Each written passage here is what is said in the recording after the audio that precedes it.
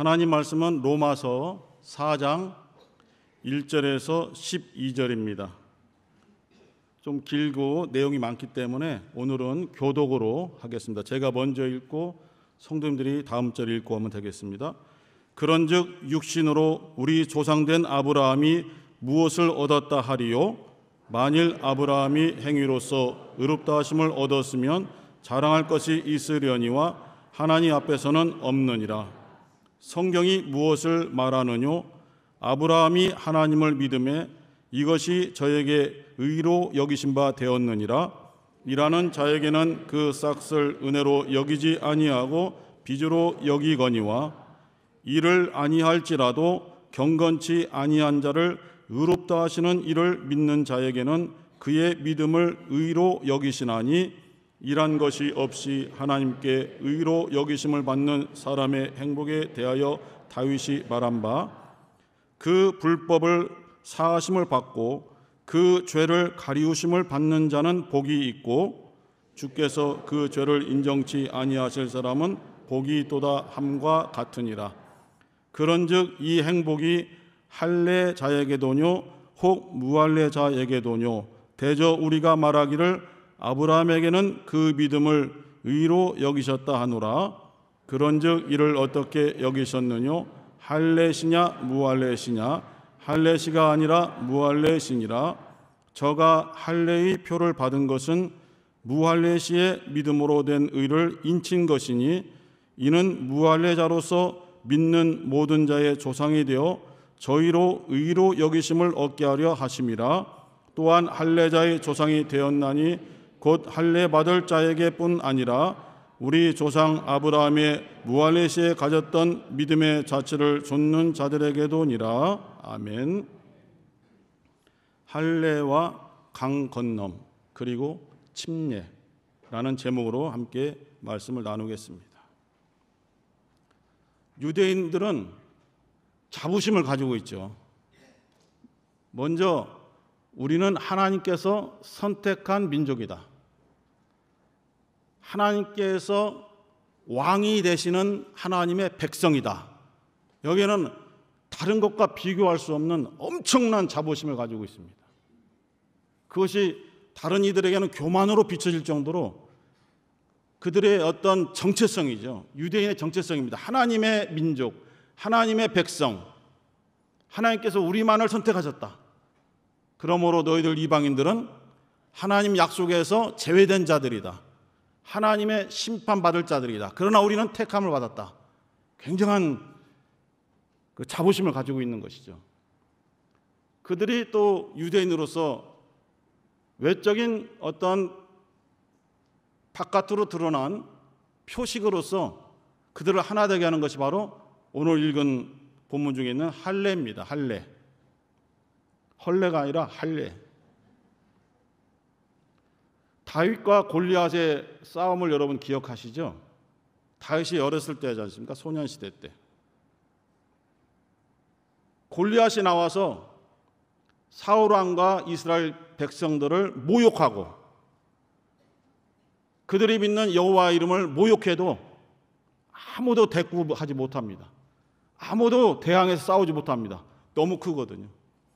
실제 키는 모르겠지만은 여기 드러난 것을 보면 2m 70이라고 하는데 서땡 훈 정도 되려나 모르겠어요. 어마어마한 거구죠. 그 엄청난 거가 나와서 막 모욕하니까 속으로는 부글부글 끓지만은 입을 뻥끗 못하는 거예요. 나하고 대적하자 하지만은 나가서 싸울 사람이 없죠. 왜? 상대가 되지 않으니까요. 그런데 어린 소년 다윗이 그 현장에 갔다가 막 화가 치밀어 오르는 거예요. 아무도 대항을 못하는 거예요. 자기 백성들이 다 욕을 먹고 왕도 모욕을 당하고 심지어 하나님의 이름까지도 모욕하고 있는데 아무도 대항하지 못하고 무서워서 벌벌벌 떨고 숨어 있기만 하는 거예요. 다윗이 왜 화가 났냐면은 물론 하나님의 이름을 모독한 것에 대한 화가 났죠.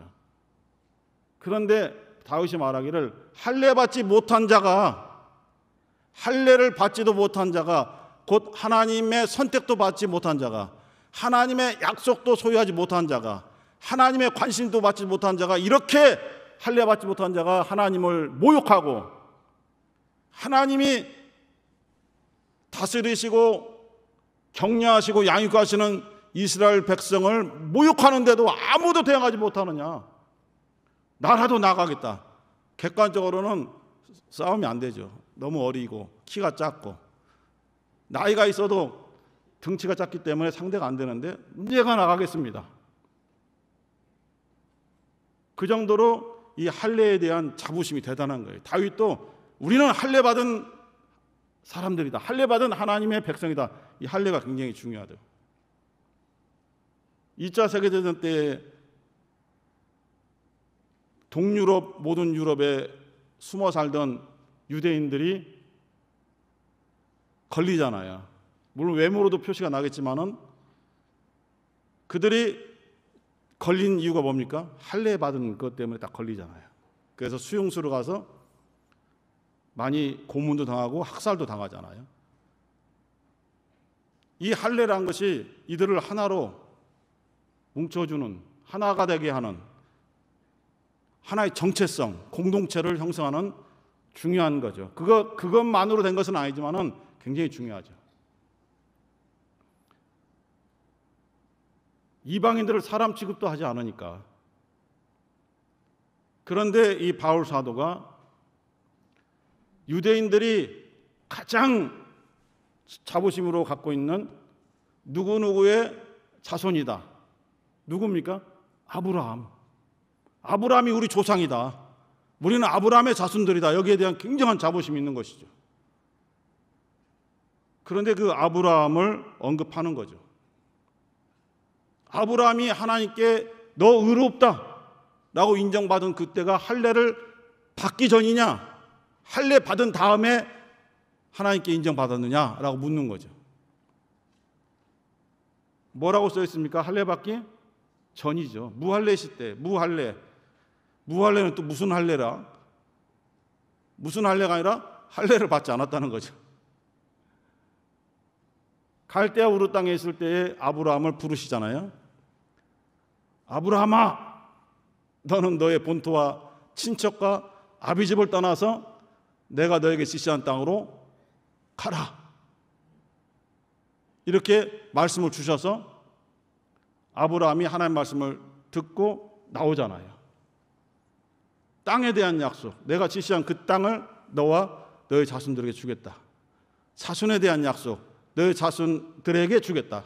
그때 아브라함에게는 자식이 하나도 없을 때죠. 결혼을 했지만은 자손이 없어요. 점점 나이는 들어가고 자손을 낳을 수 있는 생물학적, 육체적 조건이 점점 희박해져가는 그때에 자손에 대한 약속을 주시죠. 그런데 아브라함은 그 말씀을 듣고 움직였잖아요. 어디로 가라고 했었어요? 무슨 땅이죠? 우리가 산 땅이 아니면 전혀 관심이 없어요. 네. 일산 땅인지 강남 땅인지 그 땅이 아니면 전혀 관심이 없으니까 어느 땅이 옳은디야 이것만 관심 있죠. 진담이 아니고 진실입니다. 가나안 땅으로 가잖아요. 그러나 하나님께서 아브라함에게 말씀을 주실 때는 가나안이라는 언급을 하지 않으셨죠. 그냥 내가 지시하는 땅으로 가라. 이게 하나님의 방법인 것 같아요. 하나님의 방법이에요. 내가 지시한 땅으로 가라. 동방 박사가 하늘의 큰 별의 징조를 보고 따라 나섰을 때의 목적지가 예루살렘이나 베들레헴인 걸 알고 따라갔습니까? 아니죠. 별의 인도를 따라서 움직이게 된 것이죠. 하나님이 어떠한 표적이나 어떠한 사람이나 어떠한 상황을 사용하시던 간에 하나님이 지시하는 그 지시하는 말씀에 순종하는 사람만 하나님이 이미 예비해 두신 종착지에 갈 수가 있어요. 그 종착지가 어딘지 모르죠. 그러나 많은 사람들이 그 종착지를 자기가 정해요. 나는 저 곳에 반드시 가겠습니다. 그의 땅일 수도 있고 어떠한 명예가 달린 그 명예직일 수도 있고 물질의 부유함일 수도 있고 어떤 권세일 수도 있어요. 딱 정해놨어요. 그래서 내가 그 꿈을 이루기까지 하나님 앞에 열심을 다할 테니, 열심히 기도할 테니, 열심히 헌신할 테니 내 목적지에 도착할 수 있도록 인도해 주셔야 됩니다라는 기도를 많이 하잖아요. 하나님이 이미 우리를 인도하시고자 하는 그 목적지가 있어요.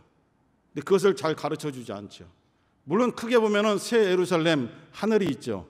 그러나 각각 우리 인생에게도 우리가 삶을 살아갈 때에 하나님이 우리를 인도하시고자 하는 그 목적지가 딱 있어요. 각각 다르죠. 근데 알고 싶어 하잖아요. 그 목적지가 알아야 순종하지.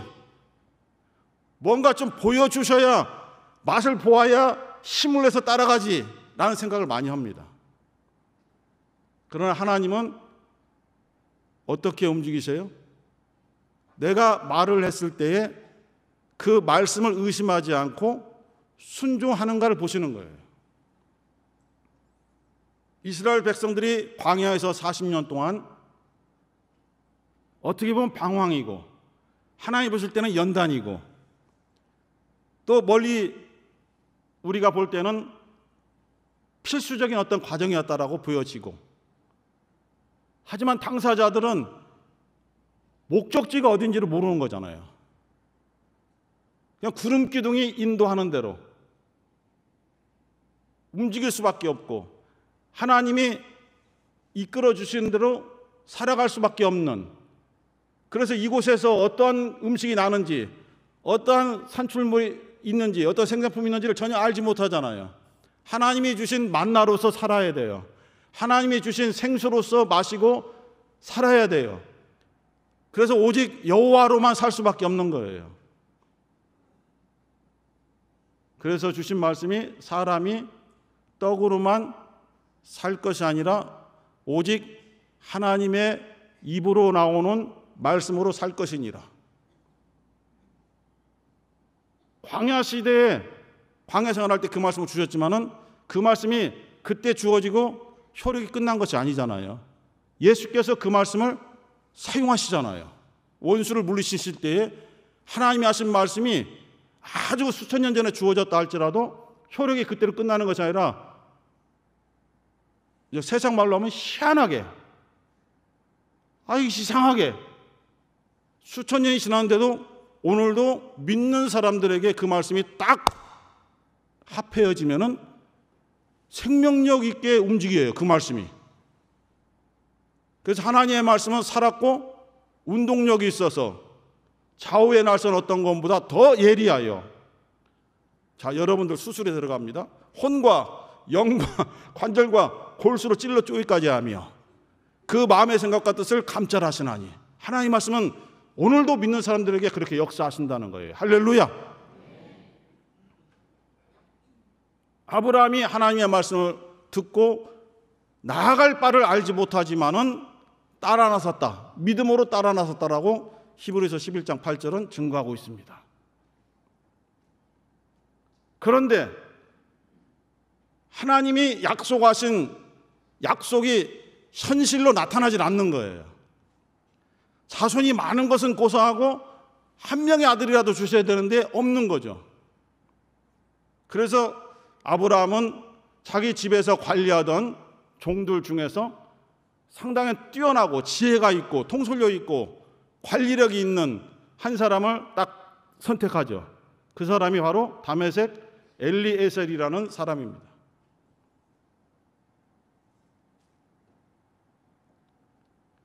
아브라함은 하나님께, 나는 이제 하나님의 약속을 지키지도 않고 땅은 주셨는데 자손을 주지 않으니까 이 땅을 관리할 나의 후사를 이 다메섹 엘리에셀로 정하겠습니다. 내가 원하는 대로 할 거예요, 하나님. 우리는 가끔 그런 생각을 하고 결단할 때가 있어요. 좀 더디 약속이 이루어지고 더디 결과가 나타나면은, 그래? 그럼 지금부터 이제 내 방식대로 할 테니까 하나님께서 간섭하시면 안 됩니다.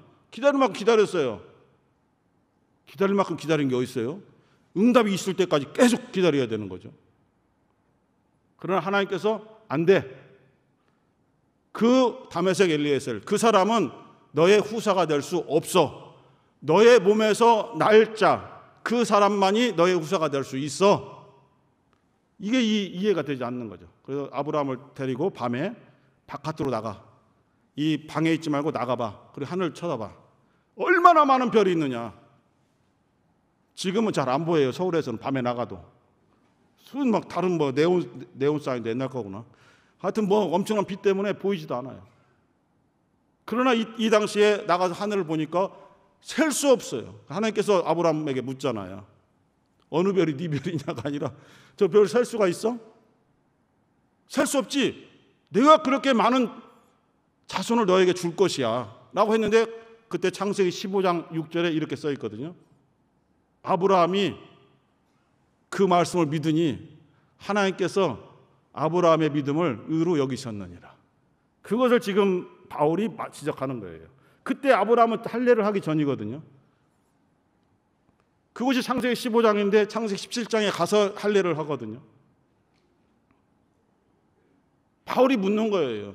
유대인들 너희들이 할례를 그렇게 중요시하고 하나님께 선택받은 민족 백성이라고 그렇게 자부심을 갖고 있는데 그 아브라함이 하나님 앞에 인정받을 때가 할례를 받기 전이냐 할례를 받은 다음이냐 이걸 묻는 거예요. 무할례십니다. 할례를 받기 전입니다 라고 고백할 수밖에 없죠. 그러면 어떻게 된 것이냐. 하나님은 하나님이 인정하는 방법으로 하나님이 인정하는 사람을 의로 여기시는 거예요. 우리 할례를 받았으니까 의로 여기셔야 됩니다. 우리는 의인입니다. 하나님의 율법을 지키고 따르니 우리는 의로운 자입니다. 바리새인이 막 주장하잖아요. 그러나 하나님은 그 사람이 인정받은 것이 아니라 나는 죄인입니다. 나는 하나님 앞에 고개도 들 수 없습니다.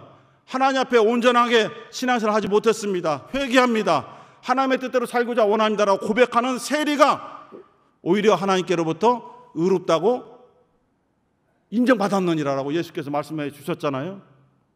하나님이 의롭다 하시는 것은 어떤 조건이 없어요. 우리가 바깥으로 내서는 할례 받았으니까 의인입니다. 율법을 지켰으니까 의인입니다 라고 주장할 수 없다는 거예요.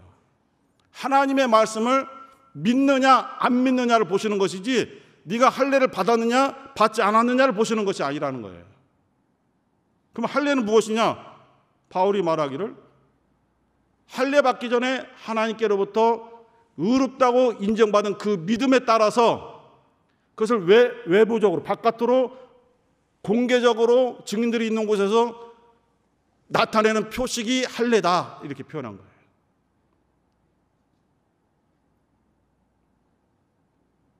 할례는 이와 같이 자기가 하나님께 인정받은 믿음을 계속 지키고 순종하겠습니다라는 공개 고백입니다. 그렇게 할례를 받는 거예요. 하지만 그 이후로는 율법으로 정해져서 태어난 지 8일째가 되면은 유대인 남자아이들은 전부 다 할례를 받죠. 그 태어난 지 8일째 되는 애가 어떻게 고백하겠어요? 제가 하나님 말씀대로 살겠습니다. 하나님의 뜻대로 살겠습니다. 고백할 수 없죠. 그래서 그 부모가 고백을 하는 것이죠. 아이를 할례를 시킴으로써 무슨 일이 있어도 이 아이만큼은 하나님의 말씀에 어긋나지 않도록 양육시키겠습니다. 하나님께 순종하도록 그렇게 가르치겠습니다 라고 부모가 고백하는 것이죠. 침례가 뭡니까? 침례를 받으면 믿음이 생깁니까? 침례를 받으면 하나님께로부터 의롭다 인정받습니까? 예수 그리스도를 믿는 사람이 받는 것이 침례잖아요. 믿음이 뭔지도 몰라요. 성도 몰라요. 이름도 몰라요. 아무것도 모르는데 일단 받아야 돼. 자꾸 옆에서 권유하면 그냥 받아요. 그 전의 모습. 예수를 온전히 자기의 구세주로 믿지 않았는데도 침례를 받아요. 침례를 받으면 그리스도인이 됩니까? 침례를 받으면 성도가 됩니까? 예수를 믿고 구원받은 확신하는 믿음이 있는 자가 내 안에 그러한 믿음이 있으므로 이제는 하나님 앞에서, 성도들 앞에서 공개적으로 내 믿음을 고백합니다 하면서 받는 것이 침례잖아요. 예수 이름으로 침례를 받기 때문에 그 침례는 아주 강력한 구속력이 있는 것이죠. 그런데 바울이 지적하기를 할례를 받았다는 것은 뭐냐? 하나님의 말씀, 율법을 지켜 순종하겠다는 결심이 아니냐? 그런데 할례를 받았음에도 율법을 지키지 않으면은 할례 받지 않은 것과 같지 않느냐?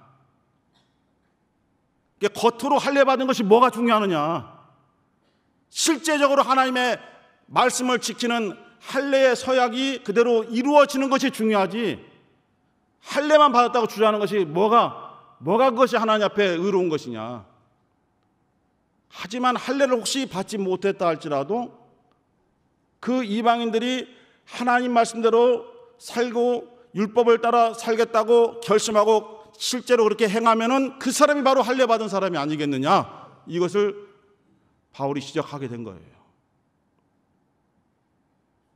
이스라엘에게는 모세 오경이라는 그런 율법이 있잖아요. 그러나 하나님의 선택을 받지 못했지만은 하나님께로 돌아오려고 하는 이방인들에게도 하나님은 양심을 주셔서 그 양심이 자기를 제어하고 자기를 하나님 앞에 굴복시키는 양심의 율법이 된다라고 로마서 2장에서 말씀을 주고 있습니다. 그와 같이 침례를 받았다는 것은 믿음을 고백했으므로 지금부터 예수를 그리스도라고 인정하고 나 또한 그리스도와 하나 된 그리스도인으로 그리스도인으로서 살겠다라는 고백 아닙니까? 그럼 그렇게 살아야 되지 않습니까? 그러나 그렇게 살지 못하면 물로 침례받은 것이 뭐가 중요하냐 이거예요. 침례받지 않은 사람과 동일한데 그것을 지적하고 있는 거예요. 침례를 받지 말라는 것이 아니라 침례를 받았으면 그 이후로 정말 더 침례받은 사람으로서 예수를 믿고 예수를 증거하는 일에 온 힘을 다해야 되고 주님이 세우신 교회를 정말 사랑하고 존중하고 교회에서 행해지는 것들에 적극적으로 참여하는 그러한 행동이 필요하다. 이것을 가르쳐주고 있는 거예요. 여호수아가 110세 때 죽었거든요. 너무 늙어서 더 이상 이스라엘 백성들을 이끌어 갈 수가 없어서 마지막 설교를 하고 자기의 생을 끝마치려고 합니다. 여호수아 24장에 그 설교 내용들이 기록되어 있습니다. 그러면서 고백하기를 아브라함의 아버지 나홀의 아버지 데라가 강 저편에 살고 있었다. 거기서 무슨 짓을 했느냐? 우상을 숭배하고 많은 헛된 신들을 섬기지 않았느냐? 그곳에서 바로 아브라함을 불러내신 것이 우리 하나님이시다. 이스라엘 표현으로는 우리 여호와시다. 여호와가 우리를 그 우상의 땅에서 잡신들이 횡행하는 그 땅에서 우리를 불러내셔서 이렇게 광야 생활을 통해서 가나안 땅으로 옮기신 것이 아니냐. 이곳에 우리를 옮기신 이유가 뭐냐? 강을 건너기 이전의 생활과는 완전히 단절되어야 되고 완전히 다른 생활을 하라고 우리를 그곳에서 불러내신 것이 아니냐. 그런데 왜 이곳에 들어와서 또 이 땅에 있는 잡신들을 섬기려고 하느냐? 이 가나안 땅에 있는 모든 잡신 우상들을 섬기려고 하느냐? 여호수아가 말합니다.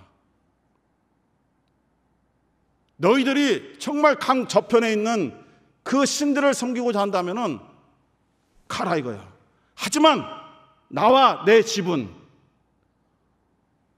오직 여호와만 섬기겠노라. 오직 하나님만 섬기겠노라. 왜? 그분은 바로 우리를 우상에서 건져내신 분이시고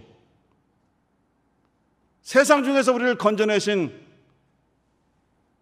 우리의 하나님이시기 때문에 절대로 버릴 수 없노라. 그가 우리를 버리지 않기 때문에 우리도 그분을 버릴 수 없노라라고 여호수아 24장 14절에서 강력하게 외치고 있습니다. 강을 건넌다는 것이 뭡니까? 강 저편에 있던 모든 생활을 끊어내는 것이거든요. 우리는 강을 건넜습니까? 안 건넜습니까? 건넜죠. 침례를 받음으로써 옛생활에서 건넜죠. 그리워하면 안 되거든요. 뒤돌아보지 말라는 것입니다. 우리는 2017년도에 개혁을 하면서 강을 건넜습니까? 안 건넜습니까? 대답 안 하셔도 괜찮아요. 저는 강을 건넜거든요. 그리고 강을 건너신 분들과 지금 함께 예배를 드리고 있습니다. 무슨 뜻인지 아시겠죠? 그리워하는 것이 아닙니다.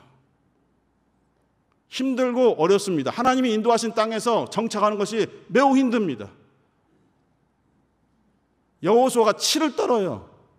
하나님이 인도하신 그 땅에서 하나님의 말씀이 주장하는 곳에서도 자기들 마음대로 하는 거예요. 금방 잊어버려요. 우리에게도 왕이 있었으면 좋겠는데, 쟤들이 섬기는 신이 더 비를 잘 주시는 것 같아 하고 자꾸 이쪽 귀를 기울이는 거예요. 우리가 우리에 있는 주위에 있는 환경을 보고 하나님을 택하는 것이 아니거든요. 물질적으로 잘 되는 것 때문에, 우리 자녀들이 잘 되는 것 때문에 믿음을 가져야 되겠다 하는 것은 잘못된 것입니다.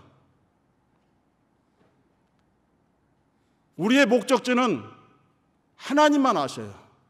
물론 처음에 말씀드린 것처럼 공동적으로 가는 새 예루살렘 하늘은 같이 갑니다.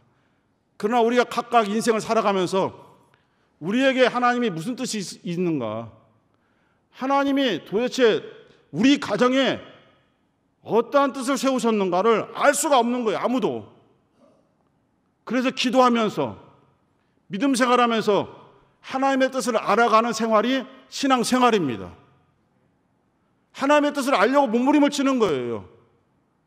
내가 기도하는 내용이 하나님과 맞지 않을 수도 있겠다라고 하면서 기도하면서 깨달아지는 것들을 과감하게 이제 기도 목록에서 제하여 버립니다. 기도하면서 1년, 2년, 3년, 10년 기도하면서 기도에 왜 응답이 없는가를 이제야 깨달았다. 그렇게 하나님의 뜻을 하나씩 깨달아가는 것이 진정한 기도 생활이요, 신앙생활입니다. 힘들잖아요. 우리도 아무런 방해받지 않고 어떠한 핍박도 없이 그냥 기뻐하면서 즐거워하면서 함께 성도와 교제하면서 같이 식사를 나누면서 항상 웃으면서 그렇게 신앙생활하는 교회를 원합니다. 그 교회가 딱 나타나고 우리가 야 좋다고 가는 것이 아니라 하나님께서는 우리 모두를 하나로 함께 하도록 해주셔서 그러한 교회를 만들어 가시는 거예요. 함께. 언제까지? 왜 자꾸 언제까지라고 자꾸 묻습니까? 하나님이 하시는 일에 언제까지가 어디 있습니까? 또 이 말씀 듣고 언제까지 말씀 안 하시는 거 보니까 떠나야 될 때가 됐는가 보다 생각하시는데, 그것이 아니라요, 하루를 참고 하루를 기도하고 또 부딪혀가면서 이것이 하나님의 뜻과 맞는가, 때로는 실수할 수 있어요. 아무리 유능한 사람들이 모여있지만은 조금씩 여러분들에게 실망을 드릴 수도 있어요. 왜냐하면 우리는 하나님께서 쓰임받은 사람이지만은 사람이기 때문에 하나님의 뜻을 단번에 알아차리면 좋겠지만은 그렇지 못하기 때문에 베드로도 실수하잖아요. 믿음의 사도들이 실수하는 거예요.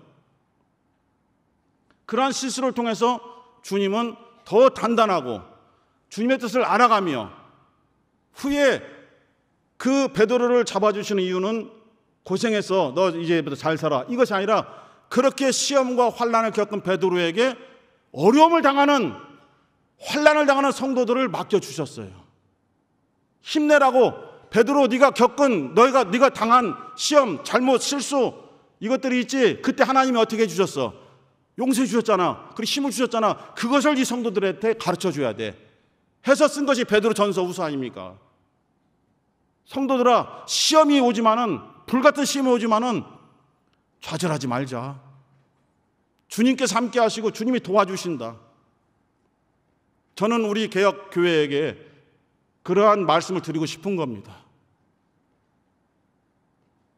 어느 한 사람이 편하고 지도자라고 해서 누가 더 혜택을 받습니까? 오늘 이 시간까지도 인도하신 것이 하나님의 은혜라고 말할 수밖에 없습니다. 정말 하나님의 은혜가 아니라면 어떻게 우리가 이렇게 기쁨으로 오늘 예배 드리겠어요? 어두움 속에서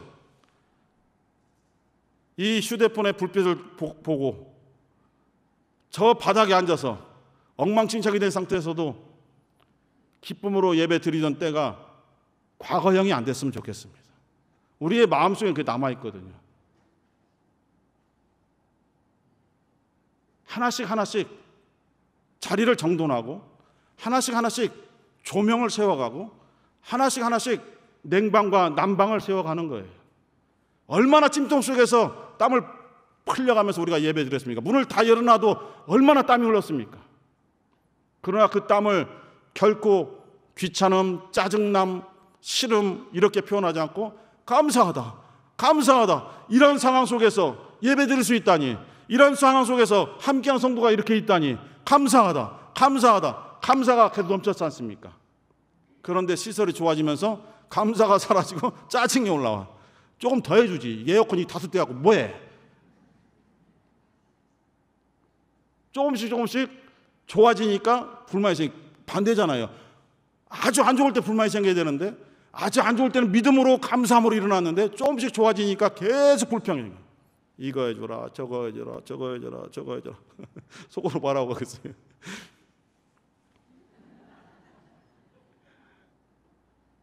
해주고 싶으면 하는데 해줄 수 없는 상황이잖아요. 그래서 교회는 우리 주님 예수께서 주인이시지만은 그 교회의 몸된 지체들 우리 모두가 함께 만들어 가는 거잖아요. 그래서 열심히 여러분들 마음에 결단하시고, 누구나 지금 우리 개혁교회가 어려운 때란 것을 다 알아요. 나라도 어렵지만은 우리 가정도 어렵지만은 우리 교회도 힘들잖아요. 그래서 어려울 때 조금씩 더 하나님 앞에 물질도 드리고 함께해서 개혁을 이루어 갈 때에 정말 물질이 없어서 무너졌다는 소리 듣고 싶지 않아요. 힘들고 어려운 거 압니다. 참으로 땀 흘려서 여러분들이 그 벌기 위해서 얼마나 세상에서 모욕당하고 상사의 갑질, 전연의 꼰지름, 전원의 꼰지름 이거 이겨나가면서 그대로 참고 견디면서 여러분들이 또 귀한 월급을 받고 사업을 통해서 이윤을 남기지 않습니까? 얼마나 힘듭니까? 하지만 부탁드리고 싶은 것은 조금 더 하나님 앞에 또 이 교회를 세워가는데 힘써 또 헌금해 주시기를 듣기 싫더라도 다시 한번 여러분들한테 요청을 드립니다. 이 시간 기도하실 때에 하나님 아버지, 과연 내가 하나님 앞에 의롭다고 주장할 것이 무엇인가? 아무것도 없습니다. 내가 할례받았다고 의롭다고 인정해달라고 주장할 수 있습니까? 없습니다. 내가 침례받았다고 하나님 아버지 내가 인정받아야 됩니다, 의롭다면 받아야 됩니다라고 주장할 수 없다는 것을 압니다. 하나님이 합당하다고 생각하는 그 사람들에게 의롭다고 인정하십니다. 하나님 아버지, 하루하루 지나오면서 힘든 세월들을 보내왔습니다. 지금보다 더 아름답고 더 기쁘고 더 좋은 교회를 우리가 꿈꾸고 있습니다. 그러나 이 모든 것이 우리 예수 안에서 함께 기도하고 함께 움직일 때에 이루어질 것으로 알고 있습니다. 이런 마음으로 우리 주여 한번 부르시고 기도하겠습니다. 주여!